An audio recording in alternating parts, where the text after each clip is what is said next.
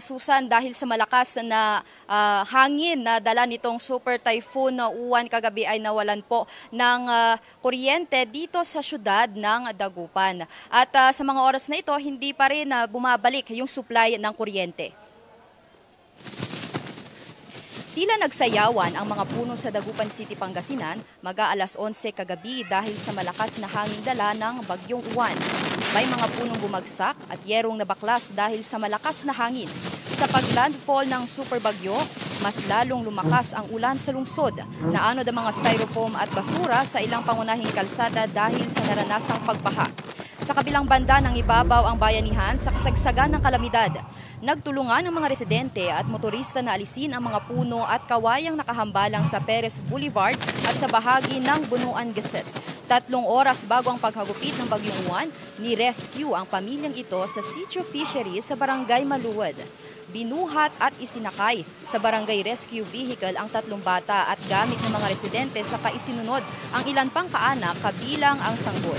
Ayon sa punong barangay, first time na lumikas ng mag-anak na nag-aalala sa kanilang kaligtasan lalo't bahain ang kanilang lugar at marami silang kasamang mga bata. Marami rin ang inilikas sa People's Astrodome. Ang mga evacuee, mga residente ng barangay Lasip Grande. Ayon sa lokal na pamahalaan, sapat ang supply ng mga gamot at family food packs mula sa CSWD para sa mga pamilyang lumikas. Samantala sa bayan ng Pugo, La Union, kaliwat kanan pa rin ang pagsasagawa ng mga otoridad ng mga clearing operation sa lugar sa gitna ng pagbayo ng Super Typhoon Uwan. Sa ilang bayan tulad ng San Juan ay tuloy-tuloy pa rin ang pagtanggap sa mga residenteng lumilikas sa kanilang tirahan. Alas 5 kahapon ay pumalo na sa mahigit 2,000 ang bilang ng mga individual na nasa ilalim ng evacuation centers sa buong probinsya. Susan, as of 7 p.m. kagabi ay pumalo na nga sa mahigit 2,000 pamilya na binubuo ng 6,241 individuals ang pansamantala munang nanunuluyan dito sa 33 evacuation centers sa Dagupan City.